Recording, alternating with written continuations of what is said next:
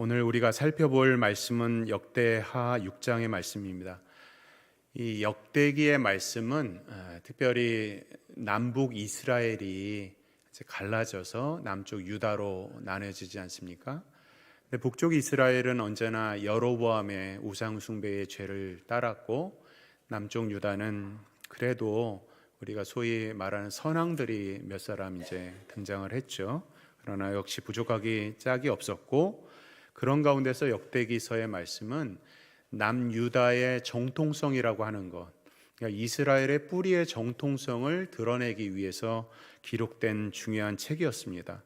그래서 역대기 말씀 가운데서 오늘 2장에서 7장까지의 많은 장을 할애해서 자신들 남유다의 정통성이 어떠한가를 드러내기 위한 내용인데, 그 중심에는 단연코 성전 건축이 있습니다.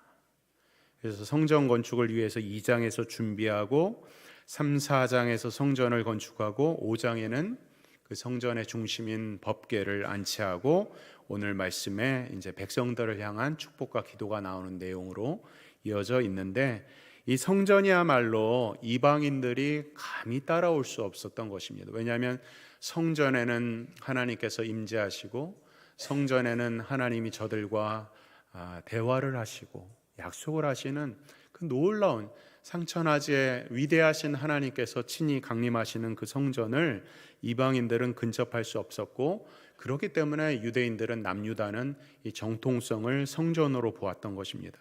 그리고 그 성전의 중심은 단연코 법궤고, 오늘 그 법궤를 안치한 후에 주시는 말씀인데요, 백성들을 향한 축복과 기도의 내용을 살펴보기 전에 오늘 본문을 통해서 먼저 하나님은 어떤 분이신가 생각해야 합니다. 1절과 2절을 다시 보시면, 그때에 솔로몬이 이르되 여호와께서 캄캄한 데에 계시겠다 말씀하셨사오나 내가 주를 위하여 거하실 성전을 건축하였사오니 주께서 영원히 계실 처소로소이다 하매 하고 이렇게 말씀하고 있죠. 여기서 캄캄한 데에 계시겠다, 여호와께서 캄캄한 데 계시겠다, 무슨 뜻일까요? 캄캄한 데 계시다고 하는 것은 원어로 말하면 구름이나 짙은 구름으로 이제 뜻을 같이 하고 있는데요, 다시 말하면 구름으로 임한다는 거예요. 구름으로, 짙은 구름으로 임한다. 그래서 오늘 이 장막에서, 모세의 장막에도 하나님께서 임재할 때에 구름 가운데서 임재하셨고, 출애굽기의 19장에 보면 시내산에 모세가 올라갈 때도 역시 구름 가운데 강림하셨고, 레위기 16장에 보면 이스라엘의 일련의 큰 모든 죄를 다 사하는 소위 대속죄일이 있게 되는데, 그 대속죄일에도 대제사장이 지성소에 모든 이스라엘의 죄를 가지고 나아갈 때에 구름 가운데 거룩한 임재를 드러냈던 것입니다. 그래서 이 구름이라고 하는 것은 하나님의 임재를 드러내는 것인데, 그렇다면 왜 구름으로 임재하셨을까요? 하나님은 빛이십니다. 우리가 감히 근접할 수 없는 빛. 여러분, 뜨거운 여름에 강력한 해를 우리의 눈으로 볼 수 없지요. 눈이 부셔서 볼 수가 없습니다. 그러나 그런 빛과는 비교도 할 수 없는 빛 중에 빛이신 하나님 앞에 어떤 인간도 감히 설 수가 없는 것입니다. 그래서 구약에서 하나님의 강림은 구름 가운데 임하셨던 것이고, 이 구름 가운데 임했다 하는 것은 거룩하신 하나님 앞에 우리 인간이 얼마나 부족하고 죄가 많고 우리가 하나님을 근접할 수 없는 죄인의 상태를 말씀하시는 것입니다. 근데 그 거룩하신 하나님께서 이제 성막을 지나서 이제는 성전이 지어지고 난 다음에 성전의 임하니, 그것이야말로 얼마나 위대한 축복입니까? 근데 거기서 더 나아가서 지금 우리가 살고 있는 이 시대에는 더 이상 성전에 임하는 그런 하나님의 개념이 아니라 언제나 어디서나 주의 백성이 부르짖으면 하나님께서 임재하신 줄 믿습니다. 왜 그런 일이 있습니까? 예수 그리스도께서 우리의 죄를 위해서 거룩한 피를 흘리셔서 하나님의 자녀 삼으셨으니, 예수 그리스도의 이름을 부르는 곳, 예수 그리스도의 복음이 전파되는 곳에는 성령께서 임재하는 것입니다. 그런 면에서 오늘 솔로몬의 성전이 예표하고 있는 것은 결국 하나님의 교회입니다. 예수 그리스도가 이 땅에 오실 것이고, 그 예수 그리스도를 통해서 예수님 믿는 공동체, 교회를 세우셔서 예수님의 나라, 하나님 나라를 완성하고야 말겠다고 하는 그 예표가 바로 이 성전이에요. 그렇기 때문에 구약의 백성들에게 이 성전은 너무나도 중요한 것이었습니다.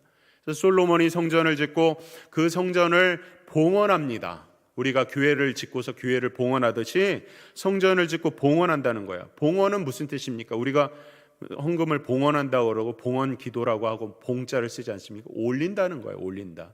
높고 높으신 하나님께 우리의 기도를 올려드린다. 우리의 예물을 올려드린다. 우리의 예배를 올려드린다는 뜻이요.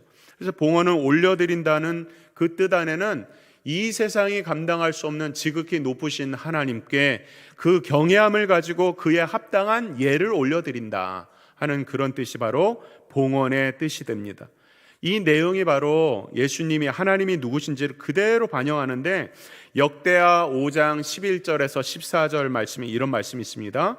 이때에 제사장들이 그 반열대로 하지 아니하고 스스로 정결하게 하고 성소에 있다가 나오매 노예하는 레위 사람 아삭과 헤만과 여도돈과 그의 아들들과 형제들이 다 세마포를 입고 제단 동쪽에 서서 재금과 비파와 수금을 잡고 또 나팔 부는 제사장 120명이 함께 서 있다가 나팔 부는 자와 노래하는 자들이 일제히 소리를 내어 여호와를 찬송하며 감사하는데 나팔 불고 재금 치고 모든 악기를 울리며 소리를 높여 여호와를 찬송하며 이르시되 선하시도다 그의 자비하심이 영원히 있도다 하매 그때에 여호와의 전에 구름이 가득한지라 제사장들이 그 구름으로 말미암아 능히 서서 섬기지 못하였으니 이는 여호와의 영광이 하나님의 전에 가득함이었더라. 아멘. 하나님은 누구십니까? 영광 자체신 영광. 영광이라는 것을 다 표현을 할 수가 없습니다. 그래서 그냥 표현할 수 없으니까 빛이신 하나님 이렇게 우리가 표현을 하는데 하나님은 영광이시고 그 영광을 올려드리는 것은 너무나도 당연한 것입니다. 그런데 여기서 우리의 부족한 인생이 어떻게 하나님께 영광을 올려드릴 수 있는가? 그것을 우리는 우리의 삶 속에서 하나님이 주신 은혜를 그대로 투영하며 사는 것. 다시 말하면 하나님은 우리의 영광을 받지 않아도 영광 자체시고 영광으로 충만하세요. 그러나 우리의 삶을 투영해서 반영해서 우리를 통해서 하나님의 영광이 반사되길 원하는 거예요. 내가 이렇게 삶으로 하나님의 뜻에 맞게 삶으로 인하여서 나의 삶을 통해서 하나님의 영광이 반사되는 거예요. 나로부터 우리로부터 그 영광을 하나님 앞에 올려들어서 영광이 채워지는 게 아니라 하나님의 영광은 충만하세요. 다만 하나님은 우리를 통해서 영광 받기를 기뻐하시는 것이죠. 그래서 영광의 하나님이시라는 거예요. 그렇기 때문에 그 말씀을 정반대로 말하면 하나님이 영광 받으셔야 되는데 영광을 올리지 않는다면 그것은 문제가 생긴다는 거예요. 오늘 성전 봉헌에서 하나님께 영광을 돌려드린다라고 말씀을 하고 있습니다. 그것은 하나님의 성품과도 긴밀한 관련이 있는데 오늘 현대인들은 하나님의 사랑에 대해서 오해하기를 온 세상을 사랑하시는 하나님께서 왜 진노하시는가 하면서 하나님의 사랑은 죄인들을 무조건 받아야 된다고 착각을 하는 것입니다. 대단한 착각이죠. 하나님의 십자가는 예수님의 십자가는 사랑의 절정이지만 동시에 죄를 절대로 용납하지 않으시는 공의의 하나님이세요. 사랑과 공의의 양날검을 가지고 계신 하나님께서 그 성품 가운데서 하나님의 빛나는 공의에 합당하지 않는 삶은 반드시 징벌을 받는 거예요. 그러니까 우리의 모든 삶을 통해서 하나님께 영광을 올려드리고 그에 합당한 삶을 올려드려야 되는데 그렇지 못하다면 하나님은 공의의 하나님으로 우리를 찾아오시는 거예요. 그것이 바로 하나님의 성품인 것입니다.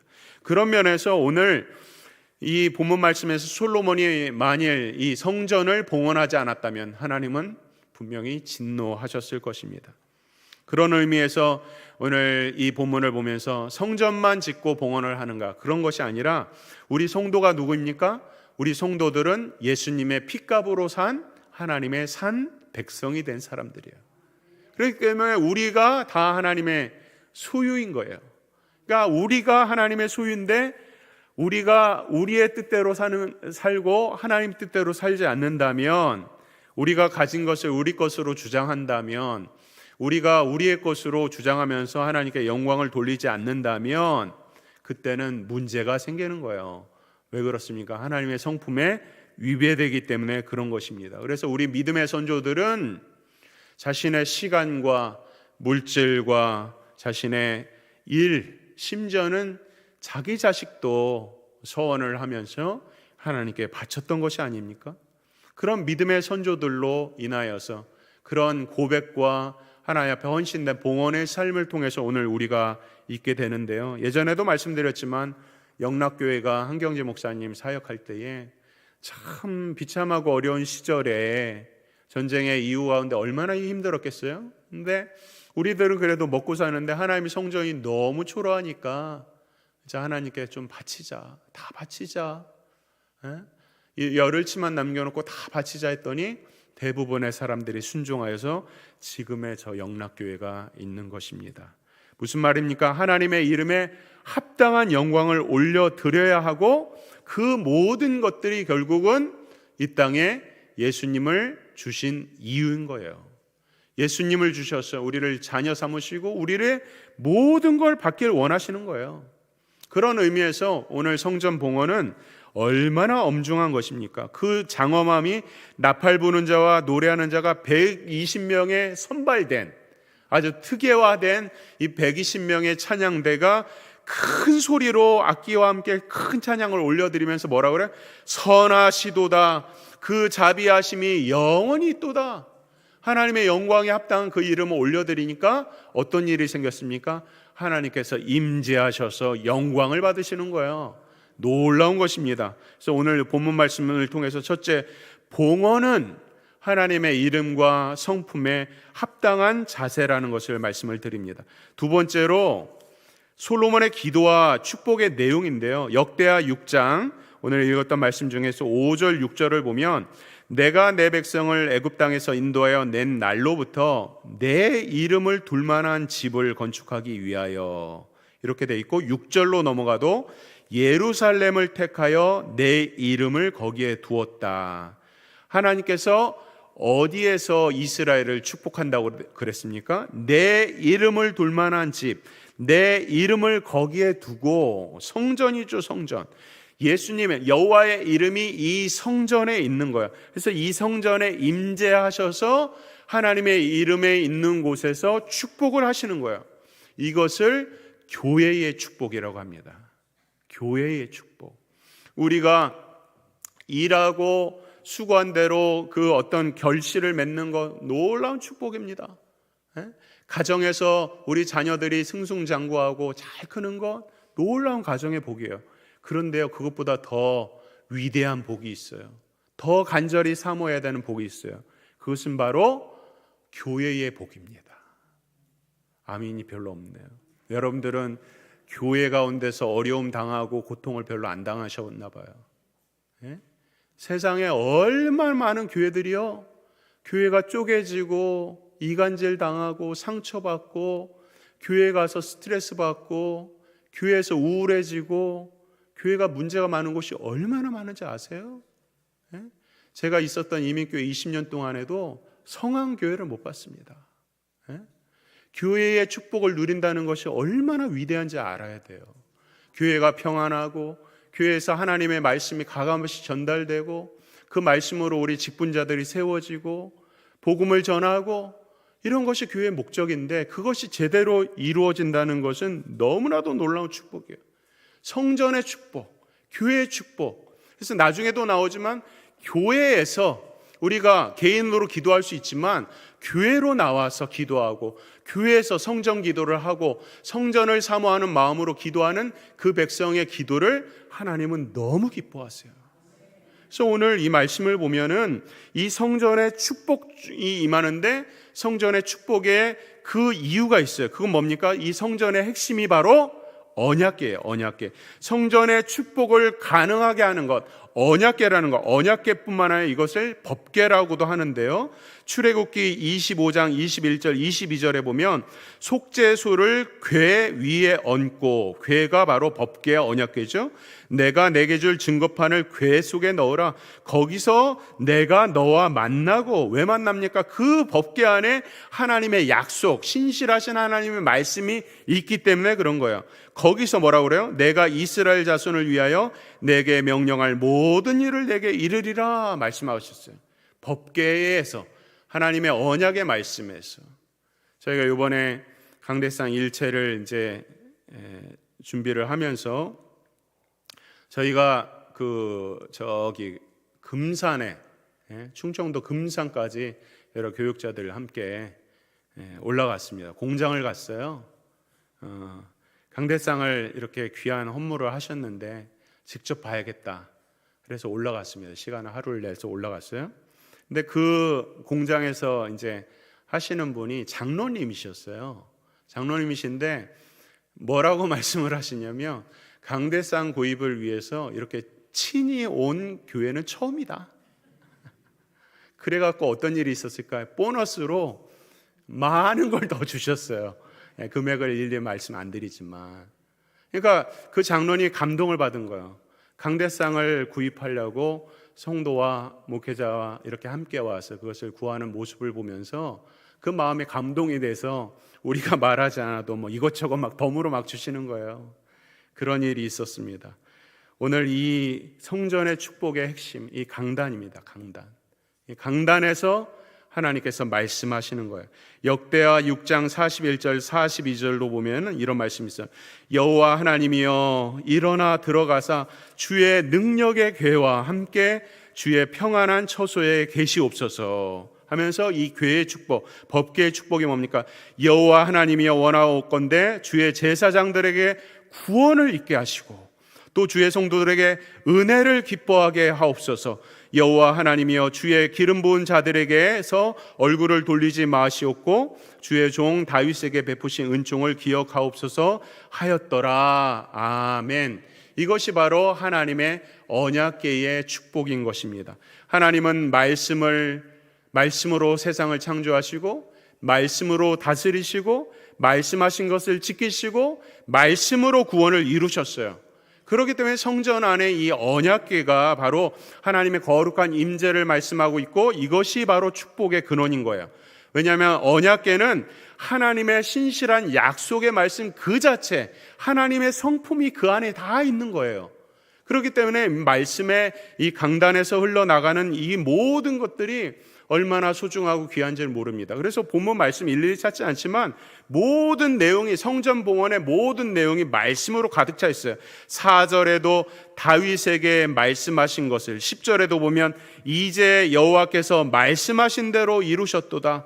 내가 여호와께서 말씀하신 대로 내 아버지 다윗을 대신하여 일어나 이스라엘 왕에 앉고 이스라엘 하나님 여호와의 이름을 위하여 성전을 건축하였다. 11절도 언약을 넣은 궤라고 돼 있고, 또 사도행전 20장 32절에 보면 내가 여러분을 주와 및 그 은혜의 말씀에 부탁하노니 그 말씀이 여러분을 능히 든든히 세우사 거룩하게 하심을 입은 모든 자 가운데 기업이 있게 하시리라.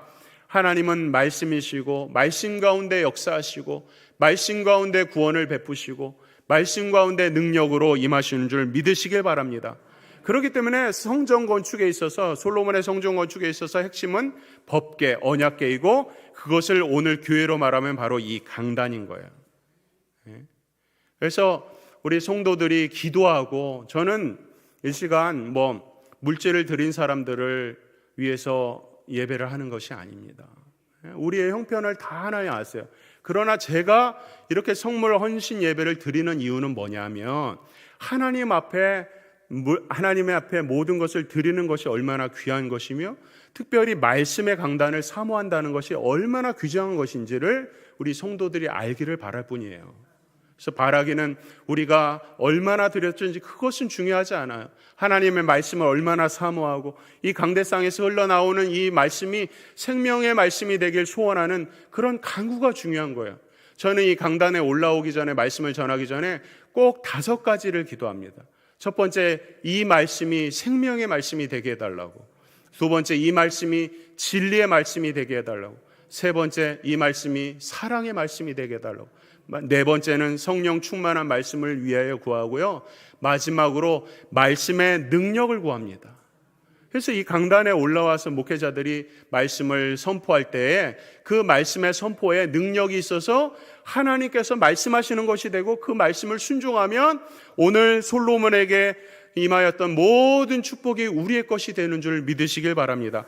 그래서 오늘 본문이 읽지 않았지만 솔로몬의 축복 기도의 내용을 18절부터 31절에 보면 총 8가지의 축복을 말씀하고 있어요. 첫째는 기도할 때 하나님께서 모든 간구를 들어주신다. 성경 찾지 않지만 여러분들 6장, 역대하 6장에 보면 성전을 향해서 기도한다라고 하는 곳이 8번 나와 있어요. 그만큼 귀중하게 여기는데, 첫째, 기도할 때 간구를 들어주신다. 두 번째, 성전을 향해서 기도하면 하나님께서 공의로 세상을 다스리신다. 세 번째, 포로로 끌려가고 성전을 향해서 기도하면 죄를 사하여 주시고 포로에서 돌려주신다. 네 번째는 뭔지 아세요? 범죄하여서 흉년과 기근과 질병이 창궐할 때에 성전을 향해서 기도하면 비를 내려주신다고 말씀하고 있어요. 다섯 번째가 기근과 온역과 어떤 재앙에서도 부르짖으면 응답하여 주시고, 또 여섯 번째가 심지어는 이방인들도 하나님의 성전을 향해서 기도하면 들어주시겠다고 말씀하고 있고요, 전쟁에 나갔을 때에 성전을 향해서 기도하면 하나님께서 승리케 하시고, 또 마지막으로 포로 때에도 이 성전을 향해서 기도하면 다시 돌아오는 축복을 주시겠다고 말씀하고 있는 거예요. 이 성전에는 하나님의 법궤가 있고 그 법궤는 하나님의 신실한 성품이 담겨져 있기 때문에 그런 것이죠. 그것이 바로 오늘 교회의 강대상입니다. 바라기는 우리 성도들이 이 강대상에서 설교자를 통해서 흘러나가는 그 말씀을 통해서 우리의 기도가 하나님께 응답되길 바랍니다.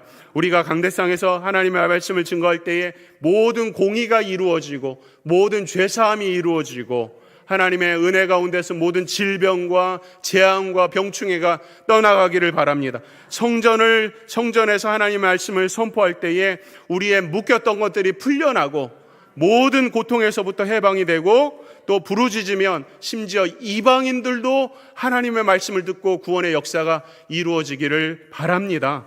오늘 이것이 바로 다윗과 솔로몬이 성전을 그렇게 사모한 이유였던 것입니다. 바라기는 오늘 우리가 이렇게 약식으로 헌물 예배를 드리지만 솔로몬에게 내려줬던 하나님의 응답이 오늘 이 강단에서 앞으로도 넘치게 흘러넘쳐서 기도에 응답해 주시고 문제를 해결해 주시고 여러분의 삶의 평안과 형통으로 임하는 그런 진리의 강단, 복음의 강단, 정말 사랑의 강단, 능력의 강단이 되기를 위해서 기도해 주시고 목회자도 그 일을 위해서 힘쓰기를 약속합니다.